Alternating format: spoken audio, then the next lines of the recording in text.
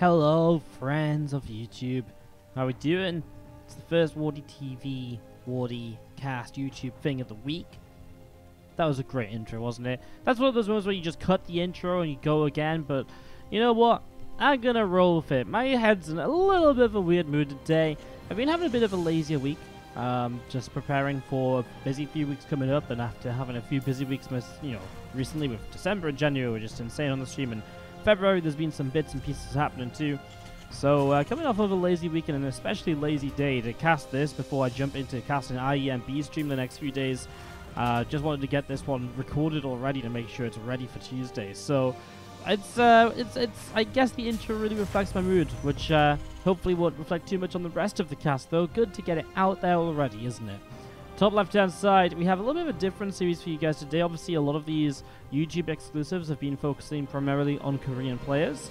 This one is a little bit different, as I picked up a replay pack from BaseTradeTV, and one of their just nightly tournaments they did. They just decided to run a European Invitational, one night only, and this is a best of 3 series format featuring 2 Dutch players. In the top left hand side are Blue Terra and uThermal, up against the Red Protoss in the bottom right hand side, Harstem.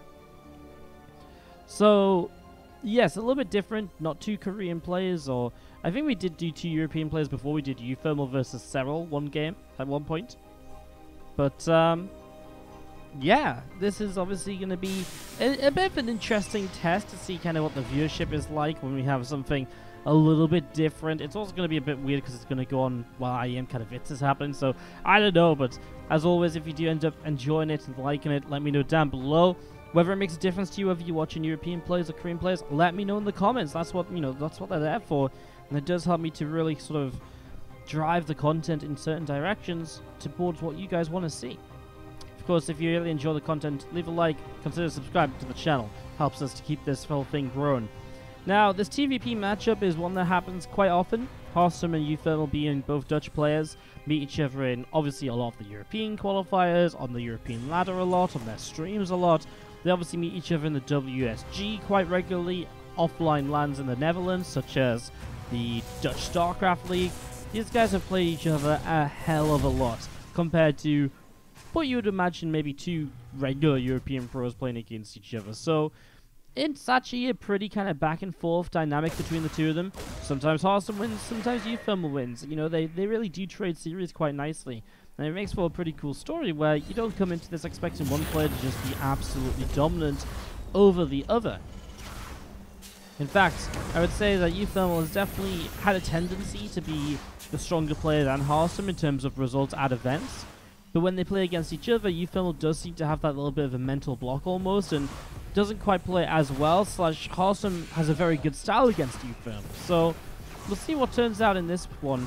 uThermal, obviously, his style is very aggressive focus, and as Harstem already has a couple of units across the map here delaying this CC. This is just all going on as I blabber out the players. But uThermal does have this aggressive style where he will do very technical, tricky builds, try and throw a bit of a curveball in from what you would usually expect to see in a TVP opening. And that's the sort of thing he'll probably be relying on to try and take down Harstem here and to get some advantages. Now, uThermal has no real way to fight against this Stalker and this Banshee, this Adept, until he makes the Banshee.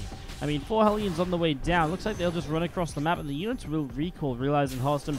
He says, okay, well, I want to get units back at home to defend ASAP, otherwise I'm going to take so much damage. That's not going to be worth it for me, as we see this gateway morphing into a warp gate right now. So warp gate on the way through, as we see Reaper and a few Hellions poking forwards. Nice grenade, blasts the Stalker to the side, and that's the power of having that Reaper here. However, there's enough Stalkers to really shut this down pretty quickly. However, the Protoss will still take some damage. The Stalker damage is pretty spread, takes a while to finally target down Hellions. In the end, 5 workers killed, will not find that number 6. I don't think this was really that much damage at all. Going into the Cloak Banshee follow-up though, well, we'll see if this has some potential to maybe get uThermal a few more kills. Because right now, I'm actually just a little bit afraid for him in terms of a counter-attack, right? He threw away all of his early game attacking units in those Hellions to, well, have 2 Marines and a half-built bunker back at home. Now, Blink's on the way up as well here from Harstem, so he really has a lot to work with. However, if uThermal can hold with this bunker and with the Siege Tank on the way out, this Banshee is liable to do a lot of damage because there is no defense in position, there's no shield battery to stop it from killing probes. So there is a lot of potential here as the Stalkers going to dive onto the bunker as the Marines come forward to clean up the Adept. Stalkers should probably now start focusing down SCVs instead to actually get damage done. And they will get 3 workers so far. That Mule was in danger for a moment too as the Bunker actually going to get a couple Stalkers now with the tank fire helping out. There is the Stalkers warped in on the other side of the map to defend the Banshee, which comes through, already fires 5 probes. And so it's uThermal, who has already been able to just do a little bit more damage so far in this game, or in this trade-off at least, because obviously I would say Harstem delaying this command center so much early was a pretty significant amount of damage done as well. So Blink about to complete here from Harstem, so that's going to be done in a moment or so. The Banshee coming in towards the upper right hand side, so a couple Banshees together, going to try and just see perhaps what they can do. A few Stalkers hanging out on the back of the natural, and let's observe from Harstem also just hanging out over here. So Observer just keeping track of those Banshees, making sure he's not going to allow uThermal to come straight back in to deal even more damage. Obviously wants to try and nullify anything from that, like that happening. As uThermal goes straight to a third command center. Build that 1 extra Banshee as well, so he really has a pretty powerful force from there. Doesn't mean his racks are maybe a bit delayed from where he'd want them to be, especially with the free CC before the extra racks. This is a very economy-focused build from the Terran player, which a lot of the time you'd usually see more of a, like, you know, usually the Protoss goes up to the third base well before the Terran player does. Usually, if we talk about an economy play for a Terran player in TVP, it's more likely to be like 2 and 3 racks and then the third CC. And it's like, okay, cool, he didn't commit to 5 racks. But in this case, it really is a super early third command center, and the fact that Harstem's taken up into a Robo Bay and going to be moving in towards most likely Colossus here, although Harstem has had a tendency to show his disruptors now in a game. It's a setup here as these Banshees actually going to get into a skirmish with those Stalkers. It's a setup here where Harstem doesn't want to rush into a third base either, because he is sort of just spending a lot of money teching up, and he doesn't want to be drawn out too thinly while initially trying to defend. So he's just making sure he can defend the free base before he goes up to them.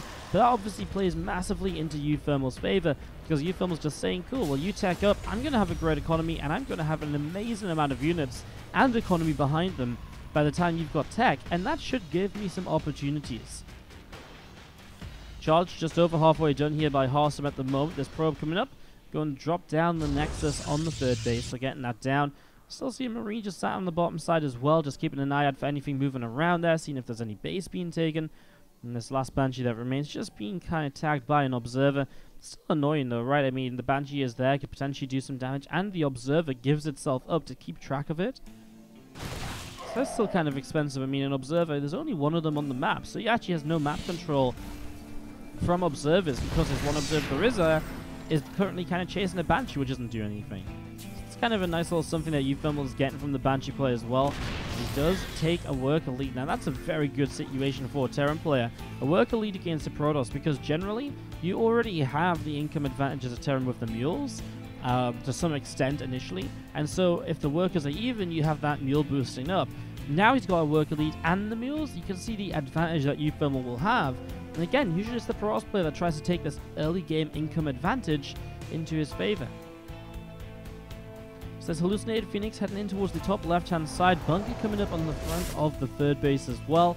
A good amount of siege tanks all sieged up between the 2 bases, and we do see that Hallucinated Phoenix flying through into the main. So hallucination into the main base, and well, look at that, there's 3 factories. Well, that's crazy because it is bio, it's 5 racks, but the triple factory may just mean that uThermal wants to go into a crazy amount of siege tanks here. Now, all the way back in 2016, uThermal really pioneered the marine tank meta in PvT, and he really has revisited it very often. A lot more often than you would imagine is viable almost. So the whole idea is you just play pure marine tank, as though it was like TVT almost. The tanks deal the damage, the marines split, and obviously they put out a ton of damage as well. I do feel like Harstem's opening is pretty good against this though. Colossus are one of the big counters to it, especially if you pair them up to Storm, because to really be able to deal with the Colossus here as uThermal, he's not going to have the gas with 3 factories rolling to get Vikings out. He's really going to be reliant on the siege tank fire being able to target down the Colossus, getting rid of those nice and quickly. So it's definitely a bit of a weirder game. Definitely not the setup you usually expect. It does mean that uThermal's in a very good defensive position though. There's no way Harstem can push up this ramp, right? And as long as that's the case, we see a drop across the map. I mean, as long as that's the case, Harstem, we know, isn't on a great economy compared to where he wants to be. He's 5 workers down. So he's actually going to attack up this ramp. Starting to push on forwards here. 1 tank taken down, the other one actually lifted up and kited backwards a little bit. The Marines starting to come forwards now. The tank fire really starting to get going. Hasn't been able to target the Colossus at all. This Banshee coming back in, and even if it's not probes, he's starting to kill a pylon. It's a distraction. It looks as though uThermal needs to bring his army back from the bottom side of the map to be able to truly deal with this. Loses the bunker at the front. SCV's pulling away into the main base. Marines wanting to sim down. Perhaps the other Marines from the backside are ready to go. The tanks are sieging. This is now starting to be a lot of damage. That's 17 workers killed. This army's a little bit cornered in, but there is the option of a recall, perhaps. It's going to be able to get out down to the south side, and that's amazing for Harstem, especially with that low health Archon, for example. Just little things that uThermal was not able to capitalize on here. And in the end, I think this is quite good for Harstem. He did clean up quite a few units. And look at that, uThermal going to build 4 as well. The 4 is one of those units that actually received a buff not so long ago. It received a buff, and people were kind of like, that's meant to help TVP, are you kidding me? And I was very skeptical as well. Then I saw Clem introducing 4s to his composition later on in the TVP matches, and I was a bit like, okay, and it worked so well, and I really couldn't quite believe it. So excited to see another example of it here, and maybe it was the whole idea of going triple factory to be able to build a bunch of 4s if you need to. Tanks of siege, and here we go, the fight will start. Remember, the Marines are still very vulnerable, as you see the 4s going to be in the front, and they're going to just sit there. They soak up a lot of damage. Now the Marines will start pressing through. The Archons mostly down, though. There's only 1 Archon and then 2 Colossus left for Splash to really deal with those Marines nice and quickly, as uThermal sieges from the middle of the map and looks to reposition back around to the top side. Harstem sends a Zealot off to the left. That'll get blown up pretty swiftly here. The Zealot around the right faces a similar fate. Scan down on top of this army, the 2 Colossus Archons and the rest of the gateway units just being sighted out by uThermal. He wants to decide, well, how do I continue to engage here? He's continuing to build up his army composition. He's got a couple of Liberators being added on, a couple of tanks, the 4 coming into play as well. And it's really that stage where he is getting to a very high-tech army of his own. And it's a high-tech Terran army that's going to start being difficult for the pros to deal with unless they go to the tier 3 tech. So Harstem probably needs to start thinking about Stargate and this Fleet Beacon. Otherwise, how is he going to fight against a high number of Liberators, especially when there's a tank 4 army underneath it, which is just going to stop you from being able to get the Stalkers there effectively. Dropping the main base, finds a few probes. We'll get this shield barrier, probably turn towards the pylon as well. That was low from earlier if those probes run away. There's a couple of other options as well. Goes for this pylon here, actually finds the Immortal popping out, and that's a great pick off. An Immortal is hardly cheap. And it's interesting that Immortals are being made. Again, it's not the usual kind of go-to at this stage in a PvT, but if your opponent is very reliant on those tanks and those 4s, then the Immortals make so much sense because they get bonus damage to armored, which is 4s and tanks. So the Immortals being brought back into play here by Harstem after stopping to produce them earlier. And he's saying, okay, well, I've got the Splash already to deal with the Marines. Now I just need to make sure I can get rid of those mechanical units and stop those from being a major issue. You do see a pylon placed on the top right-hand side. Liberator goes running away into the upper right as well. Plus 2 vehicle weapons dropping down on the armory. So again, that armory on the way up. A few Zealots running around the left-hand side as well, wanting to run by into this natural. And it is starting to mine out a little bit. uThermal is still only on 3 bases. And it may be the weakness that he holds where he's kind of on a 3 base all in. It doesn't look like he wants to try and take a fall. That definitely could cost him here as the Marines are going to split away. You look at the damage they do when the Zealots try and charge in towards them. Liberator gets sieged up as well, hits a big shot off onto the Archon in the back. There was a Liberator in the back of the natural as well over here, the 3rd base. And that was cleaned up by a few Stalkers. The Zealots now starting to be a bit of an annoyance. That siege tank could be lifted up, but uThermal not paying enough attention. Is instead taking position over towards the front of the natural, dropping to the back of the main as well as going to pull some units and reinforcements out of position.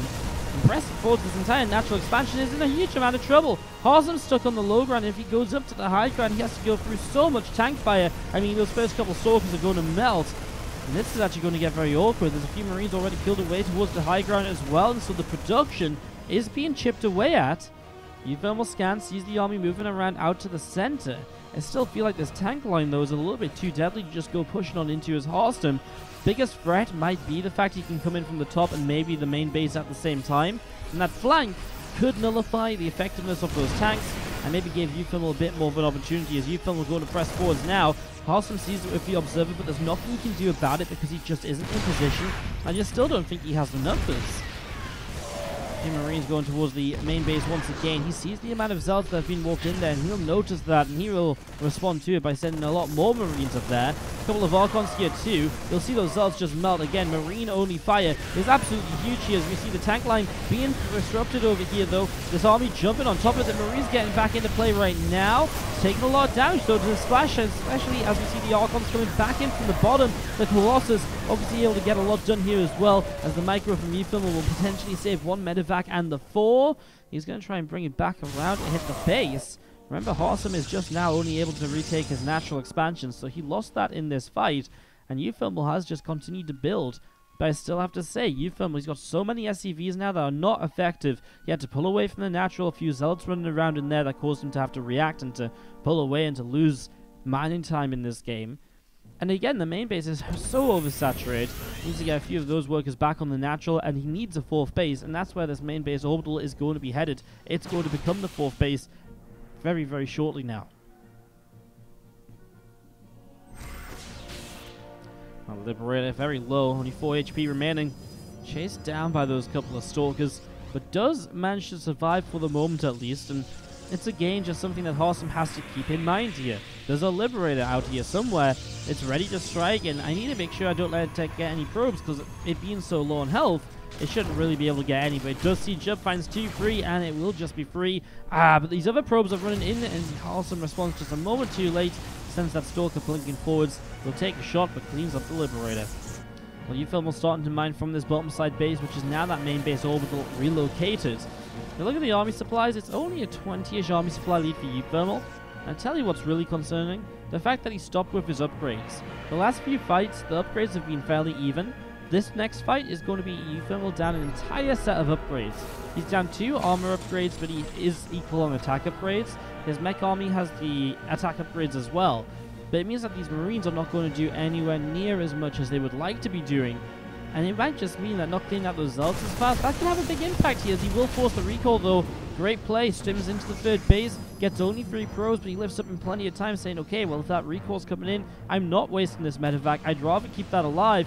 Just lifts it up right away, and now drops towards the natural, and so he can continue to apply the pressure, and continue to position the army of Harstem, right? He's almost kind of like, hey, you know what, I want your army to be down here, so that I can, perhaps set up an attack elsewhere at the same time. And that's what he's doing with these drops. He's forcing that army to reposition. Harstem did find 6 workers, though, on the counter-attack with zealots charging into that base. As Harstem's army supply is still only 20 behind, and that does worry me, because I feel like we've seen bigger gaps here before that uThermal wasn't able to close the game out on. Marines tanks that 1-4. They head up to the top side here, and it's been a weird game because I feel like Harstem wants to do a lot more against this style, but he's not really been able to because he's being kept so busy by the Terran player. uThermal's doing a great job of that. Also, though, Harstem's doing a great job of continuing to come into these Zealot run-bys. Well, it's going to get messy because Harstem's base is under fire. He looks as though he will be looking to engage into this, as the Zealots have already picked off 10 SCVs on the other side. Marines will stim yet again. That's so much stimming they have to do as the Colossus. Well, the tanks, I really feel, need to target those Colossus, but they're just not doing it. They're focusing on Zealots and all sorts. You can just see these Marines will not do enough, as Harstem will break on through. There is not enough left over for uThermal. A few Marines in this 3rd base, not going to do anything either. That's GG, and Harstem ends up picking up game number 1. Perseverance and persistence throughout these attacks, consistently just saying, well, you know what, in the long run, I'm actually going to be able to beat this army. I just need to keep this up. Keep this appearance of, okay, strong army, take the fights, trade well. And also the fact that uThermal never had intentions of moving off of 3 bases, right? As soon as he held the big 3 base attack, uThermal was in trouble, because not only did he have no 4th base, he also had no upgrades to fall back to, and that's something which also improved the game for Harstem and put Harstem to the point where it's like, okay, well, you know what? I mean, now I just kind of win these fights, and as long as they keep sending a few zealots across the map to disrupt the new 4th base that's been set up, well, his economy is just never going to be what it needs to be to overwhelm me with Marine and Tank. It was scary for a while, though. Tanks, the 4s, the Liberators. I kind of believed for a few moments, but again, lack of economy from uThermal in the end definitely came back to bite him, and Harstem ends up picking up game 1 of this best of 3. Down a map in the top right-hand side, our blue Terran player is uThermal from Team Liquid, as he is up against the red Protoss in the bottom left from Asterion, Harstem. Harstem picking up that first game. Definitely not what you would usually expect to see, as uThermal is also going to be sending an SCV out pretty early here. This is much earlier than you would usually send an SCV to go and SCV scout, just check the nexus, etc. Looks like he is just checking for at least something of a proxy. He's going to build his barracks over here. It looks like he will. So obviously it was too late to be a proxy, but it was too early to be a scout. And so it kind of leads us to this weird kind of setup where uThermal's going to hide his first barracks. Now if Harstem scouts with a probe, he's immediately going to come across the map and see, oh, you don't have anything here. Why on earth not?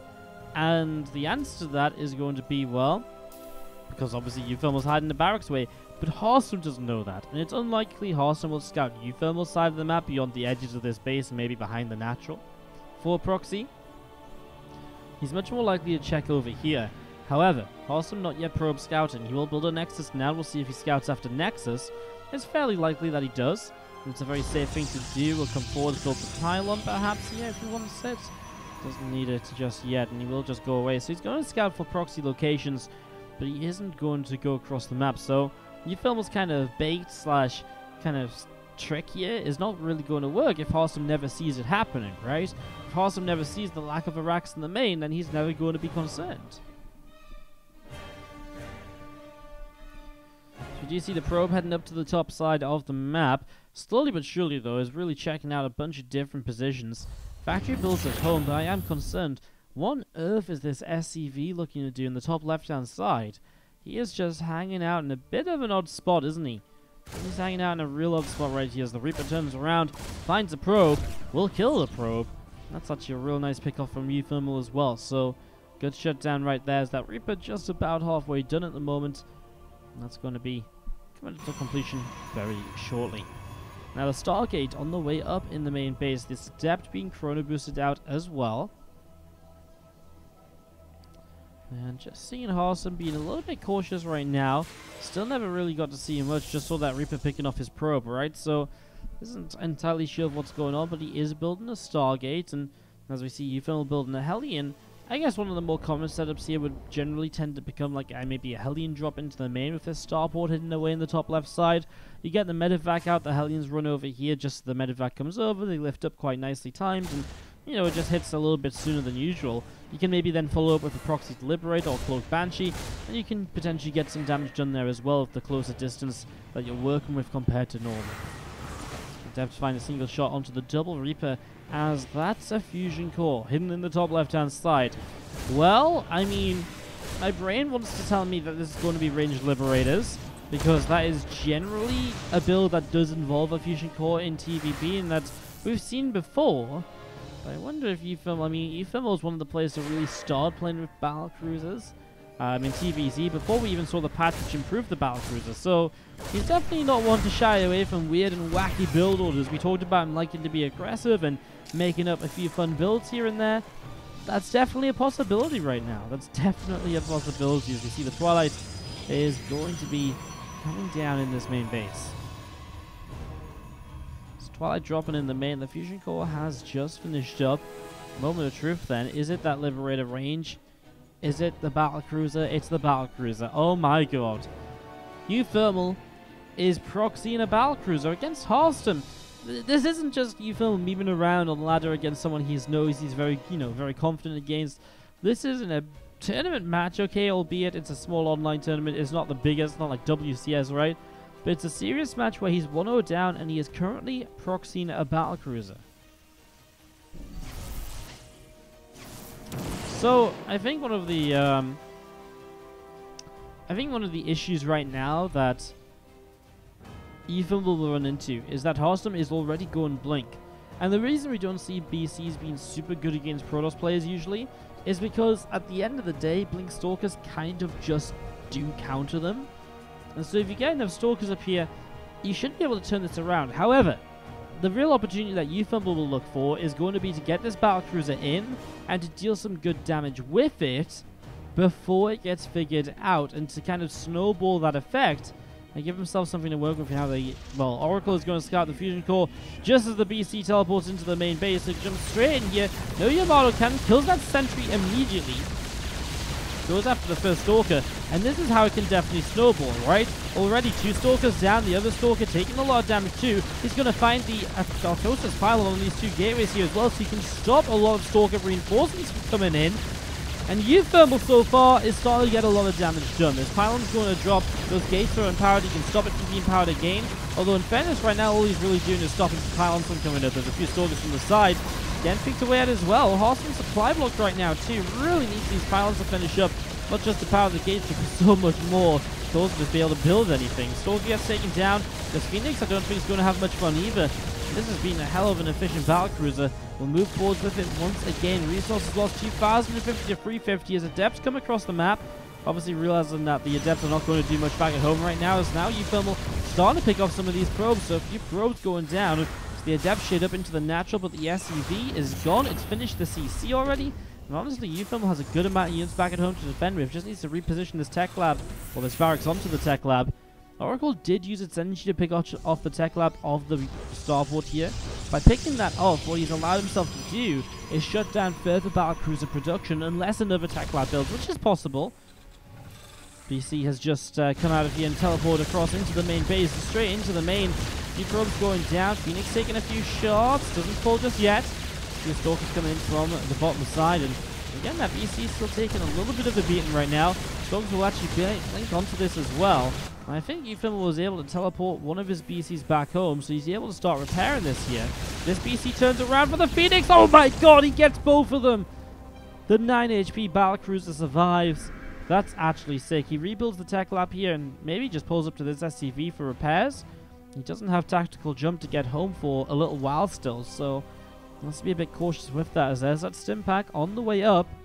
And again, the Stalker going to be heading towards the upper left-hand side at the moment. Stalker heading to the upper left, a few more Marines on the way out. The Engineering Bay going to be finishing from uThermal in the next few moments. And again, the BC on the top side, turning that Stalker around. The other Stalkers blinking in though.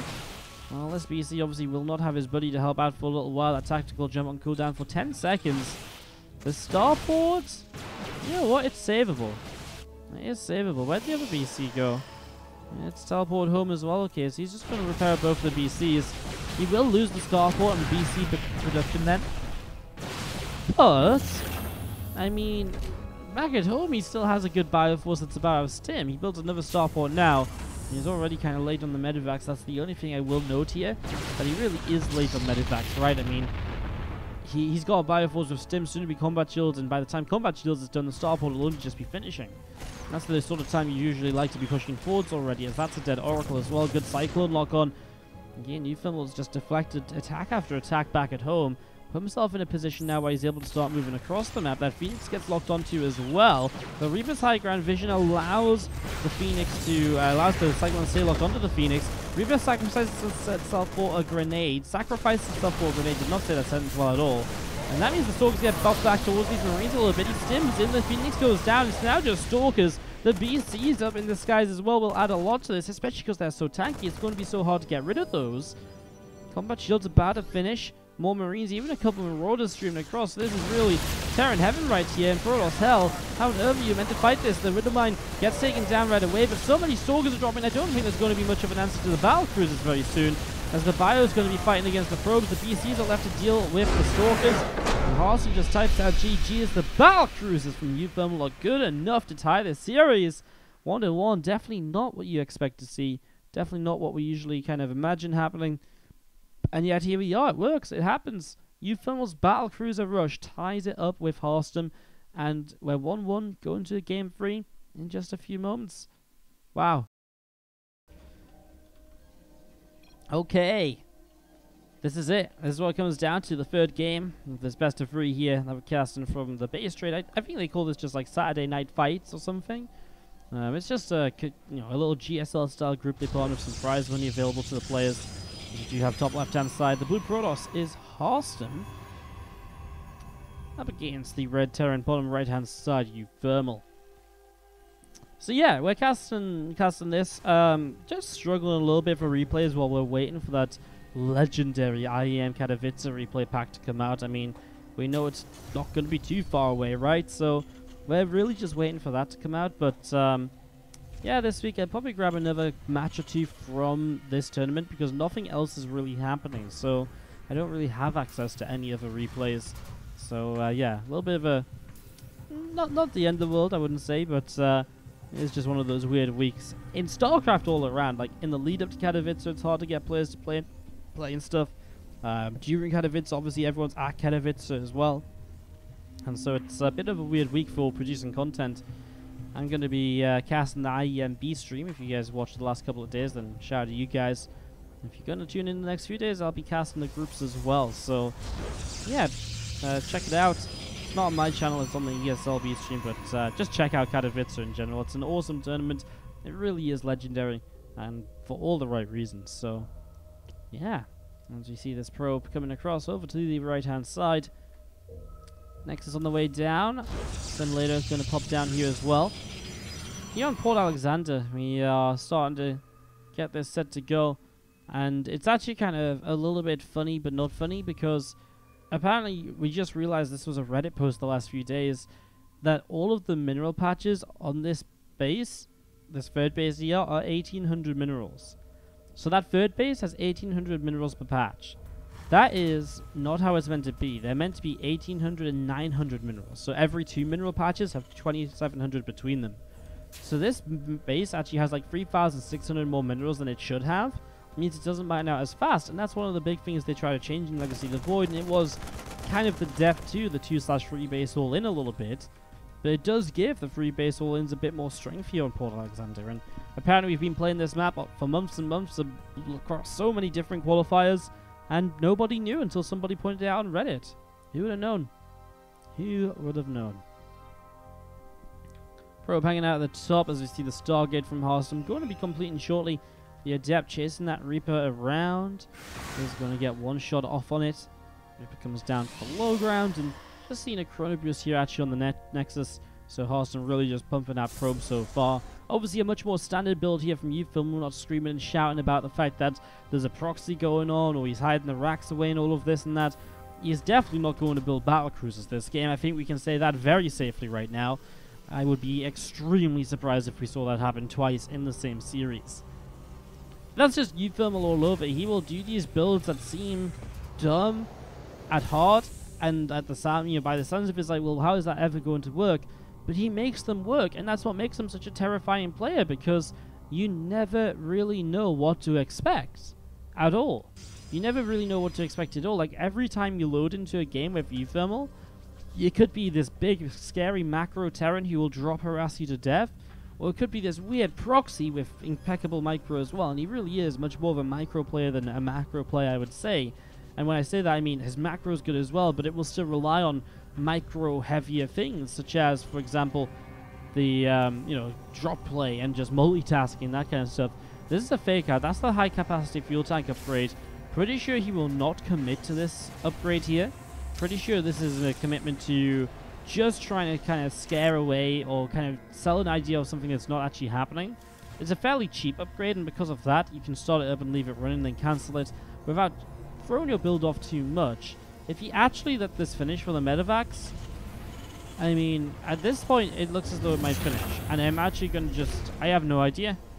I have absolutely no idea. Really? He's actually going to let high-capacity fuel tanks finish. Oh, okay. I mean, well, you guys remember, like, there was a BlizzCon, I think it was Kalazur against Dark. Might be a different Zerg player, but it was definitely Kalazur. And Kalazur started this upgrade, and I think we decided in the end it was a bit of a mistake. Like, he put it up as a fake and he accidentally let it finish. And yet it actually had so much impact on the game because there was so many times his Medivacs just escaped because they had that extra boost.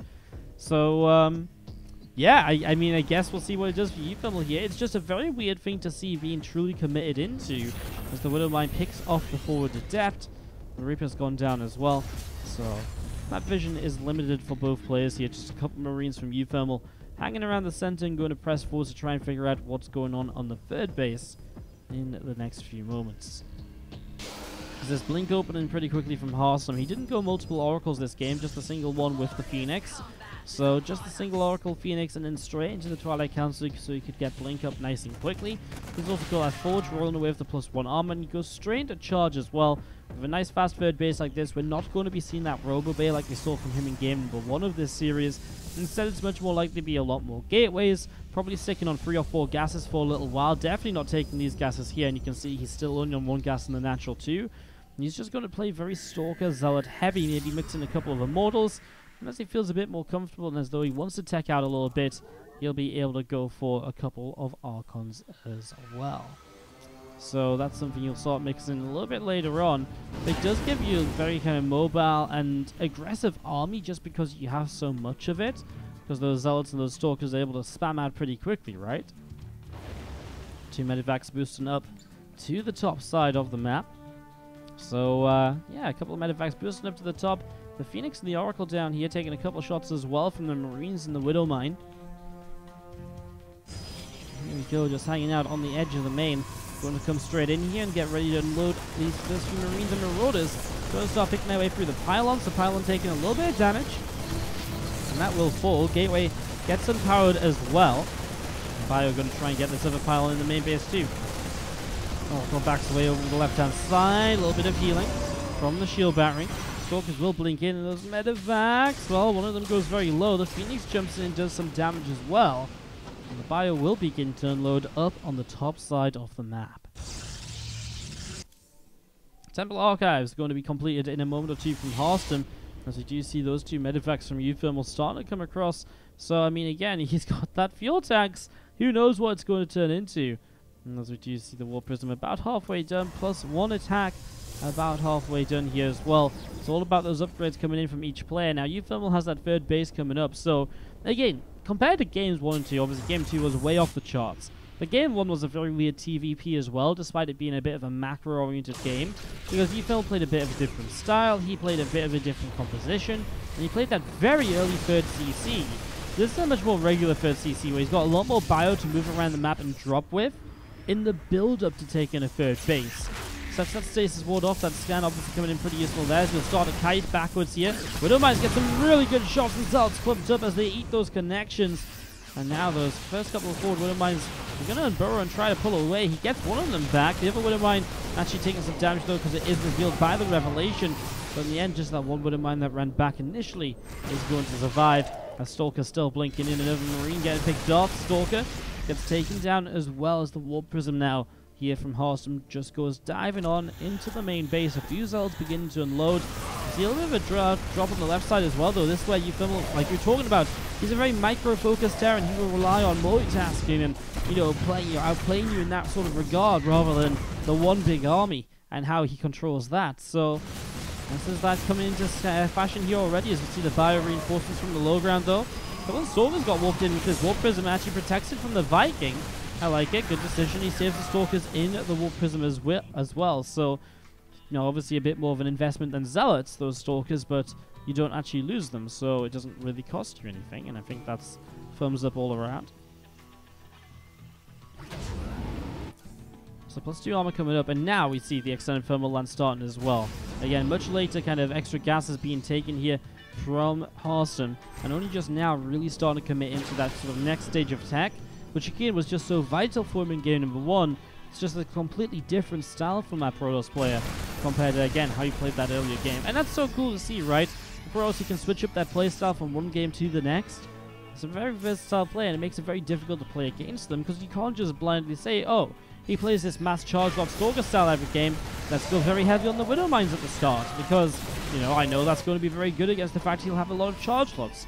You can't just do that every time. You also can't just be like, oh, you know, I'll build blind Vikings because I know Colossus are coming up. You see these Stalkers back in the main base. SCVs are going down. A little worried about the army for Harstem, though. Doesn't feel like he has that much compared to this massive concave of bio, but just simming in towards his third base. The Zealots go down before the rest of the army really gets a chance to fight, because the Stalkers were out of position. And that was Harstem being a little bit too far forward and getting punished for it so far. He lost the Archon and his extra bio units show up. I mean, it's just Zealots being warped into their death. The Oracle flies in, barely lasts 2 moments. Harstem dealing a lot of damage across the map, but how is he ever going to deal with this bio force? I don't actually know. Probes pulled in again, but it's just not going to be enough. And that's GG. No matter what you do across the map, you're not surviving or taking down this army. And if that army doesn't fall, this game is going to end. And uThermal takes the series 2-1. Well guys, thank you for listening in on another YouTube exclusive. Again, if you enjoyed, don't forget to leave a like on the video. Comment down below, let me know what you thought of the games. Battlecruiser Rush, hell yeah, right? And all the other bits and pieces. So do check all of that out. Obviously subscribe to the YouTube channel as well. We're pushing towards 7,000 subscribers. We just started that journey a couple of days ago, so pushing for that. And yeah, that's what's going on. So thank you so much for tuning in. Again, I will just pre-warn this and say the schedule for YouTube uploads might be a bit off this week just because I might change things around based on Katowice.